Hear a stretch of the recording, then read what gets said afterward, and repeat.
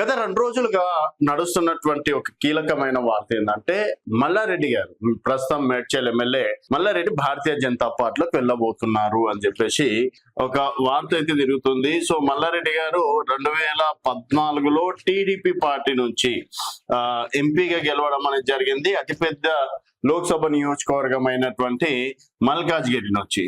So 2018 నుంచి ఇదే మేడ్చల్ నుంచి ఇక్కడ బీఆర్ఎస్ పార్టీ నుంచి ఎమ్మెల్యేగా గెలిచారు.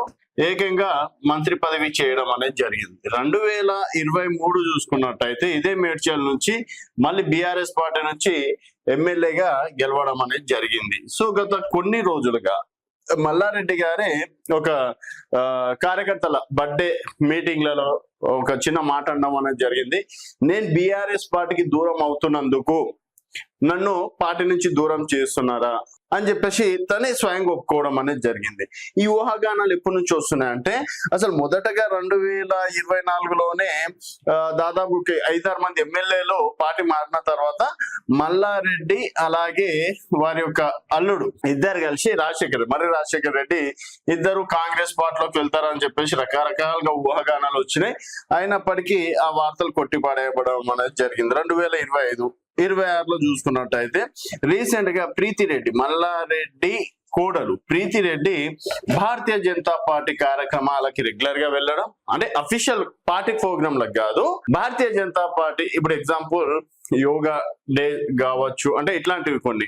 తర్వాత వారి యొక్క ఏఐ టెక్నాలజీ సంబంధించి యూనివర్సిటీకి సంబంధించి పిలుపు మేరకు కావచ్చు, ఈ విధంగా భారతీయ జనతా పార్టీ నేతలతోటి ఒక 2-3 కార్యక్రమాల్లో కనబడడం తోటి ఇంకా ప్రీతిరెడ్డి గారు బీజేపీలోకి వెళ్తారు, ప్రీతిరెడ్డి గారిని మల్లారెడ్డి గారే పంపించారు అని చెప్పేసి గత ఒక 3-4 నెలల నుంచి నడుస్తున్నటువంటి ఇష్యూ. దీనికి ప్రీతిరెడ్డి గారు ఇదంతా ట్రాష్, అసలు నేను బీజేపీకి వెళ్లే ప్రసక్తే లేదు, నేను ఎందుకు పార్టీలోకి వెళ్తా, డెఫినెట్ గా కాలేజీ కార్యక్రమాలకి బీజేపీ పెద్దలను ఆహ్వానించడానికి మాత్రమే వెళ్ళాను. సో నాకు బీజేపీ పార్టీ అంటే ఇష్టం, మోదీ గారి పరిపాలన అంటే ఇష్టం అని చెప్పేసి తను వ్యక్తిగతంగా మోదీ గారి ఇష్టం అని చెప్పేసి చెప్పడం అనేది జరిగింది. కానీ భారతీయ జనతా పార్టీలోకి వెళ్తారని చెప్పేసి మాత్రం చెప్పలేదు. ఇక్కడ పోనీ మల్లారెడ్డి గారి స్టేట్మెంట్ చూసుకున్నట్టయితే కాంగ్రెస్ పార్టీలోకి వెళ్తారన్న టైంలోనే నాకు కేసీఆర్ గారు ఎమ్మెల్యే చేశారు, మంత్రి పదవి ఇచ్చారు, తర్వాత మళ్ళీ ఇప్పుడు ఎమ్మెల్యేగా కొనసాగుతున్నా, ఇంకేం కావాలి నాకు, అండ్ గతంలో ఎంపీగా చేసిన, ఎమ్మెల్యేగా చేసిన, మంత్రిగా చేసిన, అది బీఆర్ఎస్ పార్టీలో సాధ్యమైంది కాబట్టి బీఆర్ఎస్ పార్టీని వదిలిపెట్టి పోను అని చెప్పేసి మల్లారెడ్డి గారు చాలా క్లారిటీగా ఇవ్వడం అనేది జరిగింది. మరి క్లారిటీ ఇచ్చిన తర్వాత అయినా ఎందుకు మళ్ళీ డౌట్ వస్తుందంటే గత కొన్ని రోజులుగా మల్లారెడ్డి గారు బీఆర్ఎస్ పార్టీ అఫీషియల్ కార్యక్రమాలకి రావట్లేదు, అఫీషియల్ ప్రోగ్రామ్ లకు డుమ్మా కొడుతున్నారు. ఈ మధ్య కాలంలో సార్ పైన ప్రతి ఒక్క పార్టీలు సభలు సమావేశాలు నిర్వహిస్తుంటే మల్లారెడ్డి గారు కొంచెం దూరంగా ఉన్నారు, అందుకని మల్లారెడ్డి గారు పార్టీ మారుతారేమో అన్నట్లు. తర్వాత కొంతమంది కార్యకర్తలు ఏకంగా నిన్న మొన్న సోషల్ మీడియాలో అసలు మల్లారెడ్డి గారు మాతోటి కలవట్లేదు, మల్లారెడ్డి గారిని సస్పెండ్ చేయాలి అని చెప్పేసి కొంతమంది కార్యకర్తలు ఏకంగా సోషల్ మీడియాలో పెట్టినటువంటి పోస్టులు కావచ్చు. దీనిపైన ఇప్పటి వరకు మల్లారెడ్డి గారు కావచ్చు, మల్లారెడ్డి అనుచరులు కావచ్చు, ఎవరు కూడా రెస్పాన్స్ కాలేరు. మరి మౌనానికి అర్థం భారతీయ జనతా పార్టీలోకి వెళ్లే అవకాశాలు ఏమైనా ఉన్నాయా? దీనికి తోడుగా రీసెంట్ గా రేణుకా చౌదరి గారు, ప్రస్తుతం ఆమె రాజ్యసభ ఎంపీ, కాంగ్రెస్ పార్టీలో కీలక నేత, మాజీ కేంద్ర మంత్రి కూడా. సో త్వరలో కాంగ్రెస్ నుంచి కావచ్చు, ఇటు బీఆర్ఎస్ నుంచి బిగ్ షాట్స్ భారతీయ జనతా పార్టీలోకి వెళ్తున్నారు. భారతీయ జనతా పార్టీ క్రమంగా పుంజుకుంటుంది.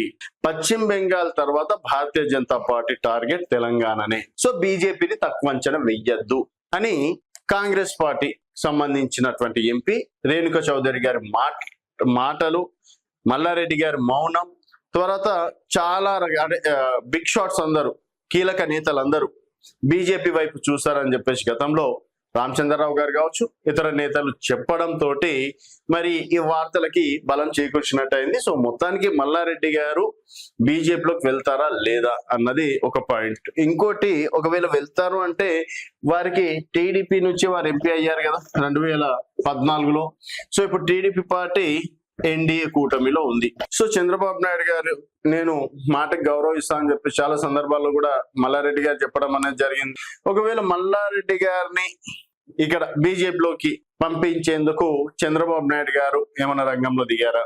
గతంలో ఉన్నటువంటి టీడీపీ కీలక నేతలు బీజేపీలోకి వెళ్ళడానికి చంద్రబాబు నాయుడు గారు ఏమన్నా అవకాశాలు వారికి ఇస్తున్నారా? మరి రాజకీయ కోణమా? ఇక్కడ తెలంగాణలో పార్టీ బలోపేతం కోసం చంద్రబాబు నాయుడు గారి రంగంలో దిగారా అనేది వెయిట్ చేయాల్సిన విషయం. ఎందుకంటే ఎవరైనా కీలక నేత బీజేపీలోకి చేరితేనే ఈ వార్తలన్నిటికీ ఒక బలం చేకూర్చే అవకాశాలుగా కూడా కనిపిస్తాయని చెప్పేసి కూడా చెప్పుకోవచ్చు.